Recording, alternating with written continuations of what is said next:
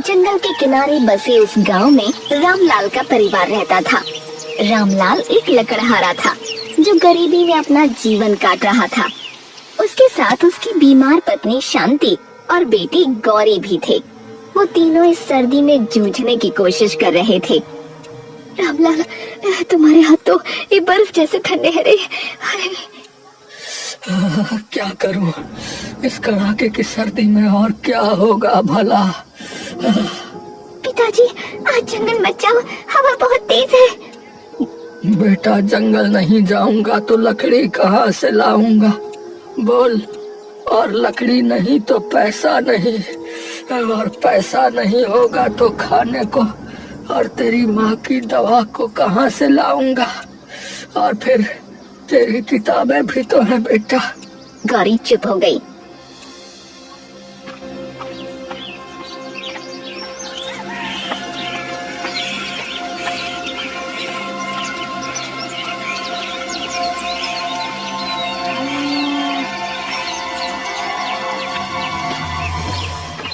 अरे रामलाल भैया, अरे इतनी जल्दी सुबह सुबह ऐसे चले जा रहे हो जैसे जंगल में सोना बिखरा पड़ा हो। अरे सोना तो नहीं मस्तराम, पर लकड़ी जरूर बिखरी है, और वही मेरा सोना है। हाँ भाई हाँ, आज जमींदार साहब के यहाँ भी जाना है ना। अरे बड़ी दावत है, वहाँ तो तुम्हारे हाथों के बने पकवानों की धूम मचेगी भाई। अरे हाँ हाँ, वहाँ भी तो जाना है, गौरी की फीस के लिए, शांति की दवा के लिए। कुछ तो कमाना होगा भाई, सिर्फ लकड़ी काटने से भला कहाँ काम चलता है, बोलो। अरे भैया ध्यान रखना, कहीं इस सर्दी में तुम्हारा ही काम तमाम ना हो जाए। हाँ। मस्तराम हंसता हुआ चला गया।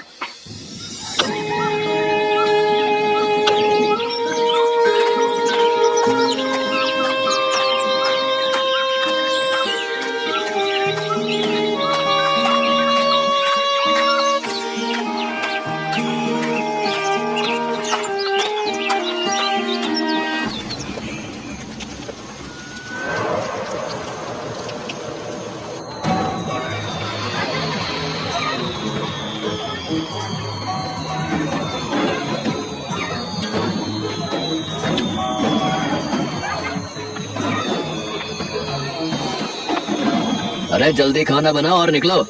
और हाँ, अभी से बता देता हूँ, अपने साथ कुछ ले जाने की उम्मीद मत रखना, समझे। वो तो और कोई बावर्ची नहीं मिला तभी तुमको बुलाना पड़ा, वरना तो मैं तुम्हारी शक्ल भी ना देखूं। जी जी जमींदार जी। रामलाल ने खाना बनाया और उसका मेहनताना लेकर अपने घर पहुंचा।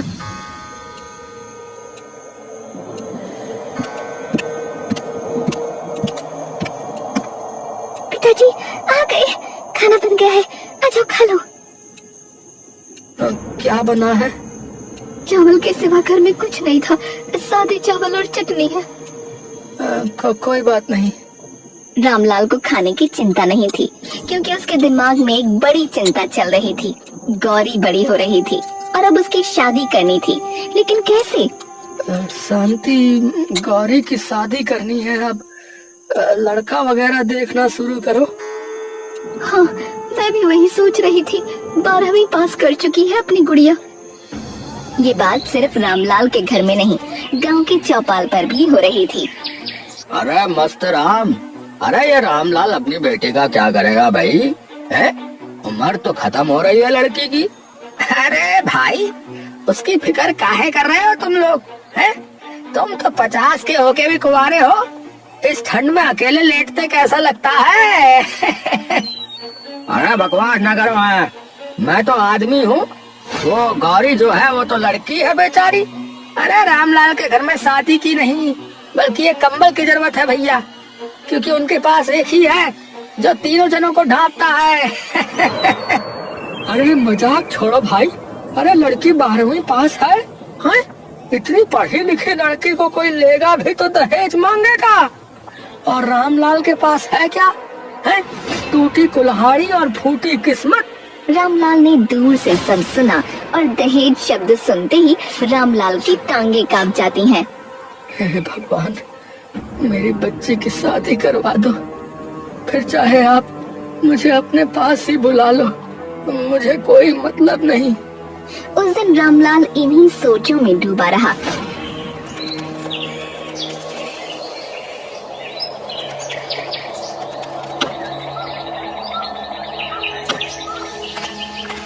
जंगल से लकड़ियों का भारी गट्ठा ढोते हुए बर्फ से भीगी पगडंडी पर उसका पैर फिसला।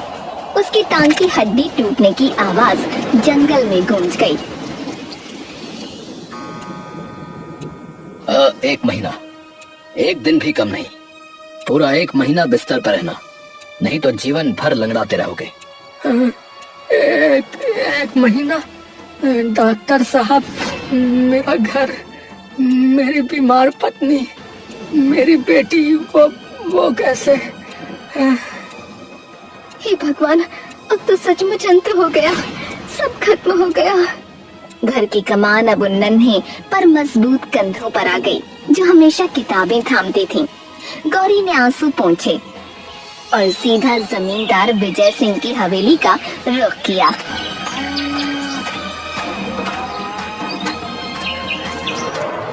हुजूर, मेरे पिताजी का पैर टूट गया है, वो कोई काम नहीं कर सकते। अब मुझे घर चलाना है, मैंने 12वीं की है, हिसाब किताब रख सकती हूँ, मुझे काम दे दीजिए। हिसाब किताब? और तू? हाँ, ठीक है, चल आ जाना, मेरा मन भी लग जाएगा। कल से आ जाना, ठीक है? चल जा। रामलाल और शांति अब बिस्तर पर पड़े थे और गौरी जमींदार के घर में काम कर रही थी। वहीं उसकी मुलाकात हुई राजेश से। राजेश को पहले से जानती थी वो, उसके साथ ही स्कूल में पढ़ा था। लेकिन अब यहाँ बात कुछ और होने वाली थी। ये लीजिए, पिछले महीने के बीच का हिसाब। आप बहुत लगन से काम करती हैं। जिम्मेदारी निभानी पड़ती है राजेश। जिम्मेदारी तो सब निभाते हैं, पर इतनी खामोशी से, इतनी गरिमा से सिर्फ आप। धीरे धीरे बातचीत बढ़ने लगी। राजेश की नेक नजरों में गौरी को अपने पिता जैसी ईमानदारी दिखी और गौरी की मेहनत ने राजेश के दिल में एक नया विश्वास जगा दिया।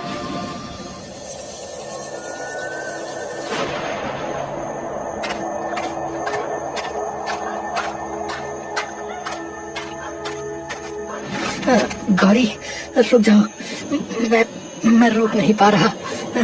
तुम्हारी हर मुसीबत में मुस्कुराहट, तुम्हारा हर दिन अपने परिवार के लिए जीना मुझे बेकरार कर देता है। मैं तुमसे प्यार करने लगा हूँ। राजेश, ये मैं तुमसे विवाह करना चाहता हूँ। मुझे बस तुम्हारा साथ चाहिए। गौरी का दिल एक पल को थम सा गया। उसकी आंखों के सामने एक सुनहरे सपने का चित्र उभरा। शायद यही सही है, मुझे राजेश की बात मान लेनी चाहिए। मेरे माता पिता हमेशा मेरी शादी के लिए परेशान रहते हैं, मैं उनकी सारी परेशानियां खत्म कर दूंगी। किस सोच में डूबी हो गौरी?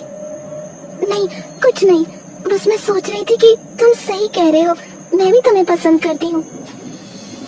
लेकिन ये बात गौरी अपने माता पिता से करती उससे पहले ही जमींदार को पता लग गया। क्या? उस लकड़हारे की लड़की और मेरा नौकर? मैं ऐसा नहीं होने दूंगा। गांव में खबर फैला दो, मेरे यहाँ काम करते हुए मेरे ही नौकर को बहकाया है।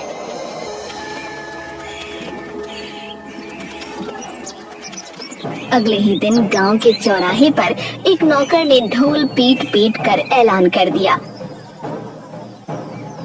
सुनो सुनो सुनो,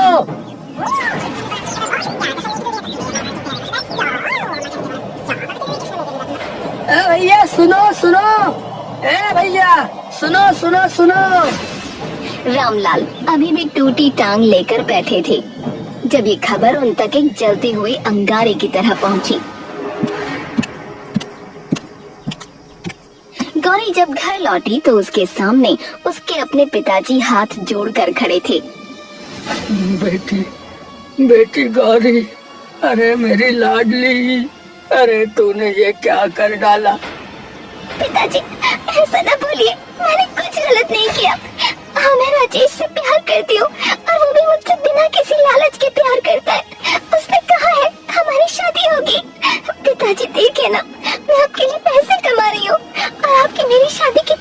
कमजोर हो जाएगी।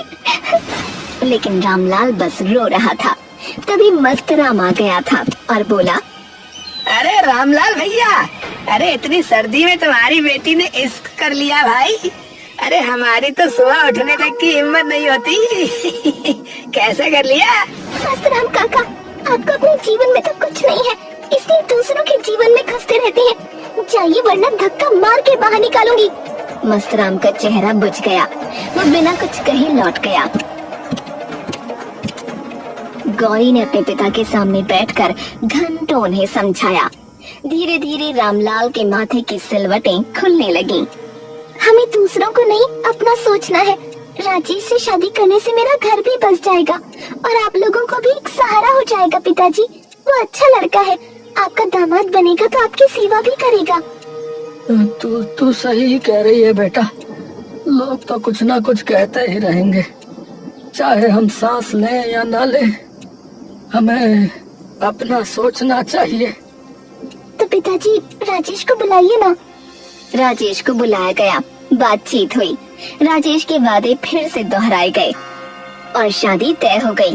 तारीख रखी गई 15 जनवरी, एक नई शुरुआत का दिन।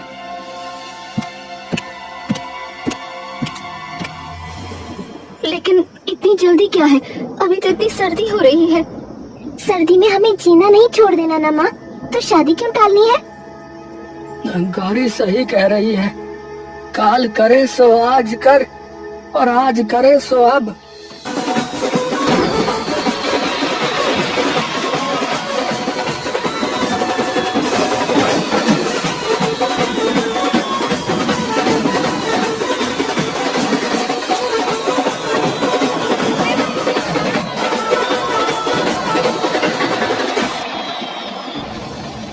सुनो भैया, हमारा लड़का तो पढ़ा लिखा है।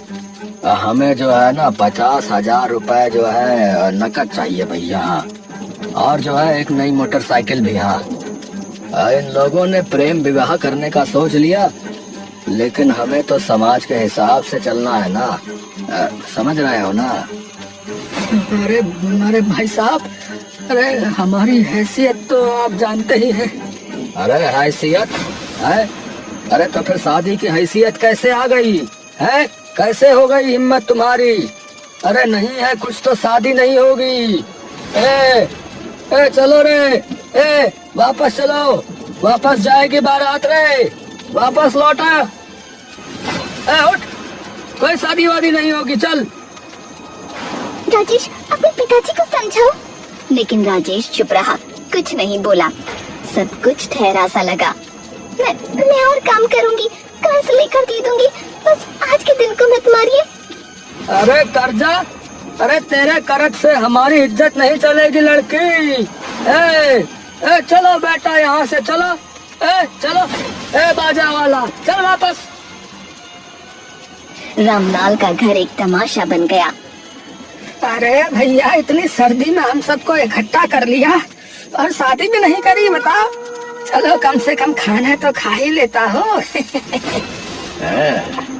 बड़ा अपने माथे का कलंक धोने चली थी, ले तेरे एक और कलंक लग गया। अब कौन करेगा तुझसे शादी?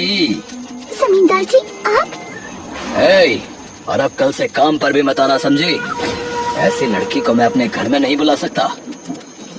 रामलाल टूट चुका था। शांति की तबीयत इस सदमे से और बिगड़ गई। उनके जीवन में अंधेरा और गहरा होता चला गया। सारी उम्मीदें खत्म हो गई।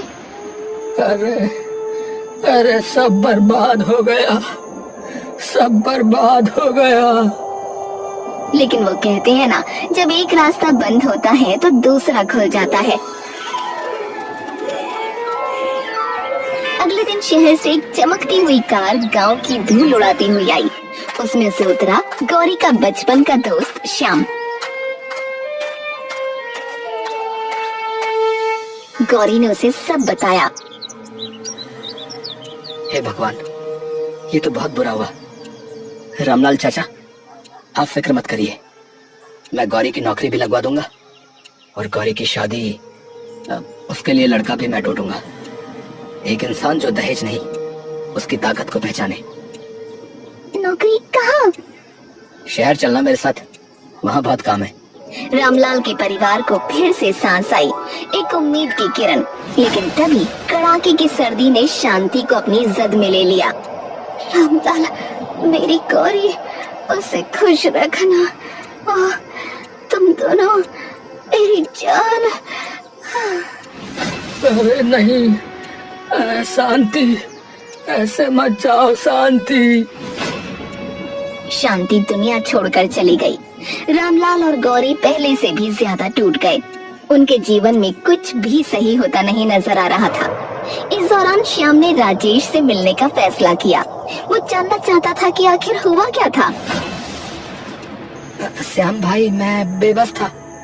जमींदार साहब ने मेरे पिताजी को बुलाया था, कहा या तो शादी रोक दो या फिर तुम्हारा काम यही खत्म।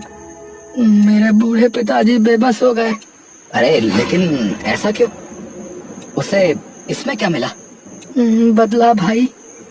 रामलाल चाचा ने एक बार जमींदार के काले धंधे में साथ देने से मना कर दिया था भाई। काला धंधा? कौन सा काला धंधा? वो गैरकानूनी सामान का कारोबार करता था। उसने रामलाल चाचा से लकड़ी के बहाने उस सामान को इधर उधर पहुंचाने के लिए कहा था, लेकिन उन्होंने साफ मना कर दिया। बस तभी से उसने उनके घर को बर्बाद करने की ठान ली। श्याम का चेहरा पत्थर की तरह जम गया। उसकी आंखों में गुस्से की बर्फीली लपटें नाच उठी। उसने फोन उठाया।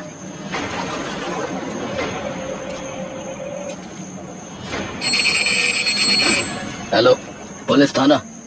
मैं गुप्त सूचना देना चाहता हूँ। विजय सिंह के गोदाम नंबर 3 में आज रात को बड़ी खेप आ रही है, नकली सामान की। हाँ, पूरी तैयारी कर लीजिए। कड़ाके की सर्द रात थी। चांद भी डरकर बादलों के पीछे छिप गया था। पूरा गांव कपकपा रहा था। तभी पुलिस ने जमींदार के गुप्त गोदाम को चारों तरफ से घेर लिया।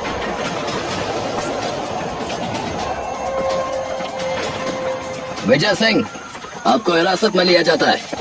इनको हथकड़ी लगाओ भाई।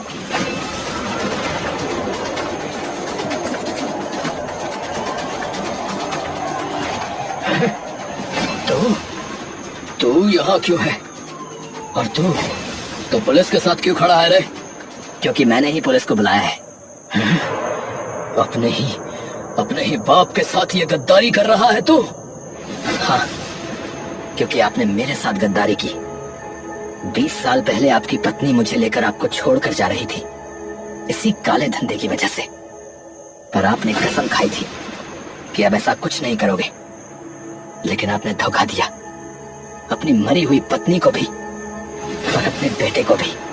चलो, हमारे साथ जो किया सो किया, लेकिन आपने रामलाल चाचा के साथ क्या किया? गौरी के साथ क्या किया? वो क्या था? मेरी माँ सही कहती थी, आपका दिल दिल नहीं है, पत्थर है, पत्थर। जमींदार का सर शर्म से झुक गया था। फिर पुलिस जमींदार को ले गई।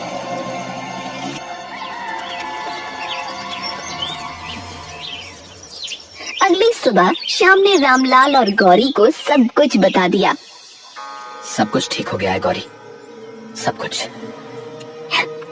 अच्छा, तुमने हमें ही नहीं बल्कि पूरे गांव को बचा लिया। अपने पिता के बुरे काम को बुरा कह पाना बहुत हिम्मत की बात है। पर मेरी एक इच्छा अधूरी रह गई है, वो सालों से दबी हुई है। क्या इच्छा? मैं तुम्हें बचपन से प्यार करता था गौरी। जब हम खेलते थे ना, जब तुम मुझे मोटा कहकर चिढ़ाती थी, तभी से। लेकिन मैं कभी कह ही नहीं पाया। आज मेरी हिम्मत हो रही है। अब गौरी, क्या तुम मुझसे शादी करोगी? रामलाल और गौरी दोनों सन्नाटे में डूब गए। फिर रामलाल की आंखों से आंसुओं की झड़ी लग गई। इस बार वो दर्द के नहीं, खुशी के आंसू थे। बेटा, अरे श्याम बेटा, अरे भगवान ने तुम्हें हमारे लिए ही बचा कर रखा था बेटा। तुम मुझसे? हाँ, हमेशा से। वरना बताओ, एक सॉफ्टवेयर इंजीनियर बनने के बाद भला गांव लौट कर क्यों आऊंगा? बात तो सही है। एक हफ्ते बाद सर्दी अब भी जस की तस थी, पर इस बार शादी का मंडप सजा हुआ था और उसकी अग्नि की गर्मी सबके लिए काफी थी। गांव वाले इस बार हंस नहीं रहे थे, खुश थे। बेटा माफ कर देना हम सबको, हम सब अंधे थे बेटा। अरे सब ठीक है काका, मेरी शादी है, नाचोगे नहीं? मस्तराम नाचने लगा।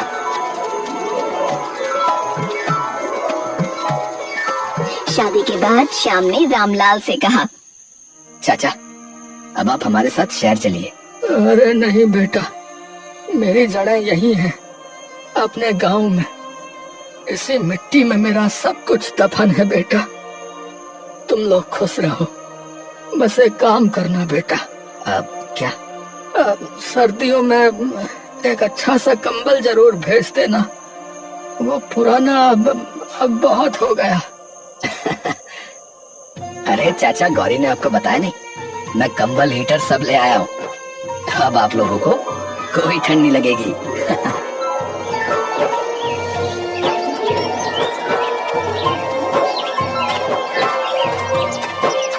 रामलाल वापस अपने पैरों पर खड़ा हो चुका था।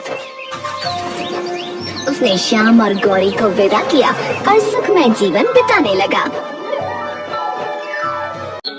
तो दोस्तों, ऐसी ही अनोखी और रसभरी कहानियाँ देखने के लिए हमारे चैनल को सब्सक्राइब करें।